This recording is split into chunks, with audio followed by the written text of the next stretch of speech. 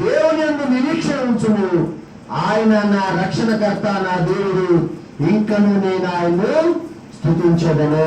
హల్లెలూయా, హల్లెలూయా, హల్లెలూయా. కాబట్టి యెహోవా తన ప్రజలకు కృపయు ఘనతయు అనుగ్రహించేటువంటి దేవుడు.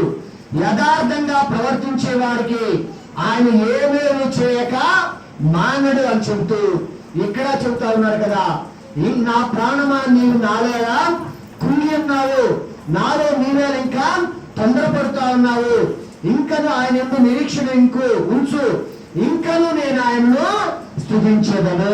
హల్లెలూయా, అందుకే హల్లెలూయా.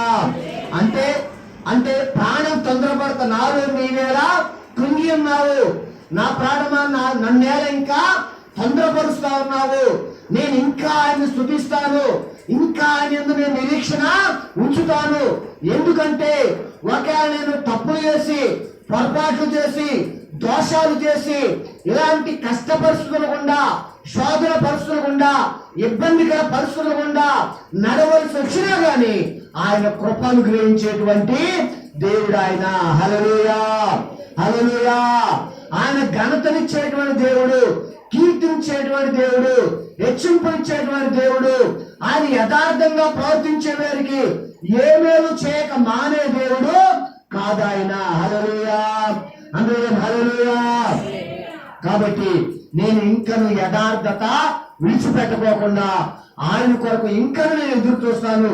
ఈ కష్టాలు వచ్చినా, ఈ శోధనలు వచ్చినా, ఈ ఇబ్బందికర పరిస్థితుల నుంచి, ఈ శత్రుల భయాల నుంచి నేను నడవాల్సి వచ్చినా గాని నా ప్రాణమా నన్ను తొందరపరచొద్దు, నన్ను కొన్నదీయొద్దు, నన్ను అధైర్యపరచొద్దు. ఆయన కృపను గ్రహించే దేవుడు, ఆయన ఘనతను గ్రహించేటువంటి దేవుడు, ఆయన ఏమేమి చేయక మానే దేవుడు కాదు అని చెప్పేసి ఆయన తన ప్రాణంతో కోరా కుమారులు చెప్పుకుంటే ఇంకను నేను ఆయన్ను స్తుతించదను. హల్లెలూయా, ఇంకను ఆయన యందు నిరీక్షణ ఉంచేదని చెబుతా ఉన్నారు. కనుక దేవుళ్ళారా, మనం దీనిలో నేర్చుకోవాల్సిన విషయం ఏంటంటే ఆయన మన జీవితంలో తన వాగ్దానాలు నెరవేర్చే దేవుడుగా ఆయన ఉంటా ఉన్నాడు. హల్లెలూయా, హల్లెలూయా, హల్లెలూయా. ప్రభువైన యేసు క్రీస్తు ద్వారా మనల్ని అత్యధికమైన అమూల్యమైన వాగ్దానాలకి ఆయన మనల్ని వారసులుగా చేశాడు. యేసు క్రీస్తు వారు ఏం చేశాడు? ఆయన అమూల్యమైన అత్యధికమైన వాగ్దానాలకి ఆయన మనల్ని వారసులుగా చేశాడు. కనుక ఆయన తన వాగ్దానాలు తప్పకుండా మన జీవితంలో ఆయన నెరవేరుస్తాడు. ఆయన కృపయు ఘనతను అనుగ్రహించేటువంటి దేవుడు. దీనులను పెంట కుప్ప మీద నుంచి లేవనెత్తి రాజులతో పాటుగా కూర్చోబెట్టే దేవుడు ఆయన. హల్లెలూయా, హల్లెలూయా. పేతురు గారు అంటా ఉన్నాడు కదా, తగిన సమయంలో ఆయన మిమ్మల్ని రక్షించినట్లుగా ఆయన బలిష్టమైన చేతుల కింద దేన మనస్కులై ఉండుడి. కాబట్టి మిమ్మల్ని ఆయన కృపయు ఘనత అనుగ్రహించేటువంటి దేవుడు యేసు క్రీస్తు ద్వారా అత్యధికమైన అమూల్యమైన వాగ్దానాలకి మనల్ని వారసులుగా చేశాడు. కాబట్టి జాగ్రత్తగా నుండి మనం ఏ పరిస్థితి గుండా వెళ్తా ఉన్నా గానీ మనం ఏం చేయదమ్మా? నిరుత్సాహపడద్దు. ఏం చేయొద్దు? చెప్పండి, ఏం చేయొద్దు? మనము నిరుత్సాహపడద్దు, అధైర్యపడద్దు, యథార్థతని విడిచిపెట్టద్దు. ఏం విడిచిపెట్టద్దు? చెప్పండి, ఏం చేయొద్దు? యథార్థతని విడిచిపెట్టొద్దు. స్తుతించుట మాను గంటలో నేను ఇంకను ఆయనను స్తుతించను. నా ప్రాణమా నన్ను కొల్లనీయొద్దు, నన్ను నిరుత్సాహపరచొద్దు, నా ప్రాణమా నాలో నీవేలా కృంగి ఉన్నావు, నన్ను ఎందుకు నువ్వు తొందర పెడతా ఉంటా ఉన్నావు. హల్లెలూయా. కానీ నేను ఇంకా నిరీక్షణ ఉంచుతాను, నేను ఇంకా నా యథార్థతని కాపాడుకుంటాను, ఇంకా నేను ఆయన్ని స్తుతిస్తాను. ఏపు కూడా అన్నాడు కదా, ఆయనే ఇచ్చిన ఆయనే, యెహోవా ఇచ్చిన యెహోవా తీసుకుని నేను దిగంబరిగా వచ్చాను, దిగంబరిగానే వెళ్తాను, కానీ ఆయన నామానికి స్తుతి కలుగును గాక. హల్లెలూయా. అన్ని ఇచ్చాడు, కానీ అన్ని పోయి అయినా కానీ నేను ఆయన స్తుతిస్తాను, ఆయన నామానికి స్తుతి కలుగును గాక అన్నాడు. యథార్థతను విడిచిపెట్టకుండా ఆయన భార్య ఉంది కదా, ఇంకా ఎంతకాలం నువ్వు యథార్థతని విడిచిపెట్టకుండా ఉంటావు, దేవుణ్ణి దూషించి చచ్చిపోరాదు అని తన భార్య అతన్ని ప్రేరేపించి, కోరా కుమారులు అయితే ఏం ప్రేరేపిస్తా ఉంది? ప్రాణం ఏం చేస్తా ఉంది? ఇంకేం స్తుతిస్తారు, ఇంకేం కీర్తనలు పాడతారు, ఇంకేమి చప్పట్లు కొడతారు, ఇంకేమి నిరీక్షణ ఉంచుతారు అని ప్రాణము ఏదో రకరకాల ఆడు చూడు ఎట్లా ఉన్నాడు, వీళ్ళు చూడు ఎట్లా ఉన్నారు, ఆయన చూడు ఎట్లా ఉందో, వాళ్ళ ఫ్యామిలీ చూడు ఎట్లా ఉందో, వీళ్ళ ఫ్యామిలీ చూడు ఎట్లా ఉందో, నీకంటే చిన్నోళ్ళు చూడు ఎట్లా అయిపోయారు, నీకంటే వెనకాల వచ్చిన చూడు ఎట్లా అయిపోయారు అని ప్రాణము రకరకాల ఆలోచనలు, రకరకాల ప్రేరేపణలు, రకరకాల తలంపులు పుట్టించి అతన్ని పొందనిస్తా ఉంది, తొందర పెడతా ఉంది, అతన్ని అధైర్యపరుస్తా ఉంది. అందుకంటా ఉంది కదా, నా ప్రాణమా నీవేలా కృంగి ఉన్నావు, హల్లెలూయా. నన్ను ఎందుకు తొందర పెడతా ఉన్నావు? నేను యథార్థవంతుడికి ఏమేమి కూడా చేయకుండా మానడాయన, హల్లెలూయా. కాబట్టి నేను ఇంకా ఆయన స్తుతిస్తాను, ఇంకా నా యథార్థతను నేను కాపాడుకుంటాను. ఆయన కృపయు ఘనతయు అనుగ్రహించేటువంటి దేవుడు, అత్యధికమైన అమూల్యమైన వాగ్దానాలు నెరవేర్చడానికి సమర్థుడైన దేవుడని తన ప్రాణంతో వారు చెప్పుకుంటారు. ఏదైతే తన భార్యతో అంటా ఉంది, తన భార్య అంటా ఉంది, ఇంకా యథార్థతనే విడిచిపెట్టకుండా ఉంటావా? దేవుణ్ణి దూషించి సావరాలు అంటే మూర్ఖురాలు మాట్లాడినట్లు తన ప్రాణం తన భార్య తొందర పెడతారు. ఎవరు చెప్పండి, మీరే ఒకసారి భార్య కూడా చూడు, అలా చూడు ఎట్లా ఉన్నాడు, అలా చూడు ఎట్లా ఉందో, వాళ్ళ ఫ్యామిలీ చూడు ఎట్లా ఉందో, వాళ్ళ కుటుంబం చూడు ఎట్లా ఉందో, మనకంటే చిన్నోళ్ళు ఎట్లా ఉన్నారని ఒక్కోసారి ఏం చేస్తారంటే మనము ఓర్పుగా ఉన్నా, మన సహనంగా ఉన్నా, మనము ప్రార్థనతో కొనసాగుతూ ఉన్నా కానీ మనుషులు కూడా మనల్ని ఏం చేస్తూ ఉంటారంటే తొందర పెడతా ఉంటారు. ఏం చేస్తూ ఉంటారు చెప్పండి, ఏం చేస్తూ ఉంటారు? తొందర పెడతా ఉంటారు, అధైర్యపరుస్తూ ఉంటారు, రెచ్చగొడతా ఉంటారు.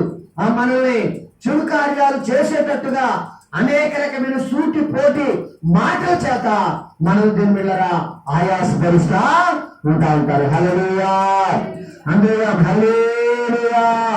అయితే దీని మిల్లరా మనం తొందర పడుకోకుండా, మనుషులు మనల్ని తొందర పెట్టినా, ప్రాణం మనల్ని తొందర పెట్టినా, మనసు మనల్ని తొందర పెట్టినా, లోకస్తులు మనల్ని అనేక రకాలుగా దేవుని మిల్లరా మనల్ని తొందర పెట్టినా గాని, నా ప్రాణమా దేవి నాలో ఎలా నన్ను ఎందుకు నీవు తొందర పెడతా ఉన్నావు? హల్లెలూయా.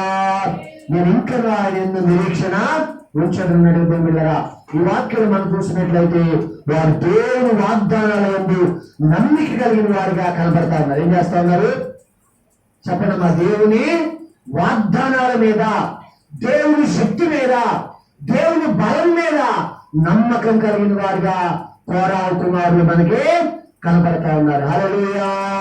కనుక ఆయన కృపను గ్రహించే దేవుడు, ఆయన ఘనతను గ్రహించే దేవుడు, యథార్థంగా ప్రవర్తించే వారికి ఏ మేలు కూడా చేయకుండా మానే దేవుడు కాదు. ప్రతి మేలు కూడా ఆయన చేసేటువంటి దేవుడు కనుక మేము ఇంకను ఆయన స్తుతిస్తాము, ఇంకను ఆయన నిరీక్షణ కలిగి ఉంటాము, ఇంకను మా యథార్థతను మేము కాపాడుకుంటామని వారు చెబుతా ఉన్నారు. హల్లెలూయా, హల్లెలూయా.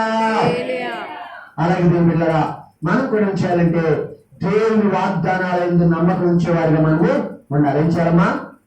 అత్యధికమైన అమూల్యమైన ఆయన వాగ్దానాల యందు మనం నమ్మకం గలవారమై, తగిన సమయంలో ఆయన మనల్ని హెచ్చించేటువంటి దేవుడని దేవుళ్ళరా, యోసేపు వలె శిరసాల్లో ఉన్నటువంటి వారిని కూడా తీసుకొచ్చి సింహాసనం మీద కూర్చొని పెట్టగల దేవుడని యోసేపు ఎలాగైతే దేవుళ్ళరా తన పరిశుద్ధతను కాపాడుకున్నాడో, ఎలాగైతే వీళ్ళు యథార్థతను కాపాడుకున్నారో, భక్తిని కాపాడుకున్నారో, అలాగే తన వాగ్దానాలు మన జీవితంలో నెరవేర్చే వరకు మనం తొందరపడకుండా, అధైర్యపడకుండా, కూలిపోకుండా ఆయన వాగ్దానాల యందు మనం నమ్మిక కలిగి ఎదురు చూసేవారిగా మనము ఉండాలి. హల్లెలూయా, హల్లెలూయా.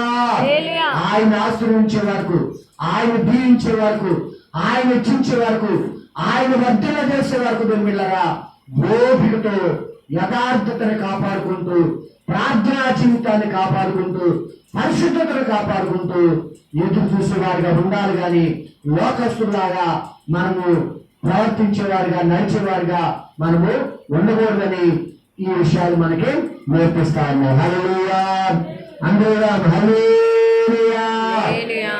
కాబట్టి ఒకటి దేవుని ద్వారా కోరావు కుమారులు యెహోవాని ఆశ్రయించే వారు ఉన్నారని, రెండోది కోరహు కుమారులు దేవుని మందిరాన్ని ప్రేమించేవారుగా ఆయన్ని ఆరాధించడానికి ఇష్టపడేవారు ఉన్నారని, మూడోది ప్రార్థనా పరులుగా ఉన్నారని, నాలుగవది ద్వారా ఆయన వాగ్దానాల యందు నమ్మిక కలిగిన వారు ఉన్నారు. ఎలా ఉన్నారు? ఆయన వాగ్దానాల యందు నమ్మిక కలిగిన వారు ఉన్నారని మనం చూస్తా ఉన్నాం. చూడగా ఒక మాట మనం చదువుకుని ప్రార్థన చేసుకుందాము. చూడండి, 47వ కీర్తన 5వ వచనం. 47:5.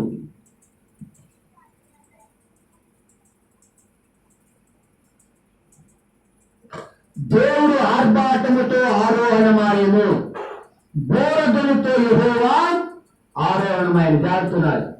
దేవుడు ఆర్భాటముతో ఆరోహణమాయను, బోరధులతో యెహోవా ఆరోహణమాయను అని అక్కడ మనము చదువుతాము. తర్వాత 45వ కీర్తన 6-7 వచనాలు. 45, 6-7 వచనాలు. దేవా, నీ సింహాసనము నిరంతరము నిలుచును, నీ రాజదండము న్యాయార్థమైన దండము. నీవు నీతిని ప్రేమించి భక్తిహీనతను ద్వేషించుచున్నావు. కావున దేవుడు నీ దేవుడే చెలికాండ కంటే హెచ్చమునట్లుగా నిన్ను ఆనంద తైలముతో అభిషేకించి ఉన్నాడు. హల్లెలూయా. ఈ రెండు మాటలు కూడా ఎవరి గురించి రాయబడినంటే యేసు ప్రభువు గురించి. దేని గురించి? ఆయన ఆర్భాటంతో ఆరోహణమయ్యాడు, బోరధ్వనితో యెహోవా ఆరోహణమయ్యాడు. అంటే ఆర్భాటముతో ఆరోహణమైన వాడు, బోరధ్వనితో ఆరోహణమైంది ఎవరంటే ప్రభు అయిన యేసుక్రీస్తు ఈ లోకానికి వచ్చి ఆయన ఆరోహణమై పరలోక రాజ్యానికి వెళ్ళాడు.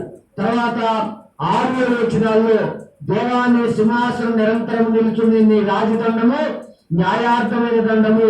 నీవు నీతిని ప్రేమించి భక్తిహీనతను ద్వేషించి ఉన్నావు. కావున నీ దేవుడే నీ చెలికాండ్ర కంటే చదివినట్లుగా నిన్ను ఆనంద తైలముతో అభిషేకించును అనే మాట యేసు ప్రభుని గురించి రాయబడిన మాట. ఎవరి గురించి రాయబడిన మాట? యేసు గురించి. రాష్ట్ర పత్రికలో మాట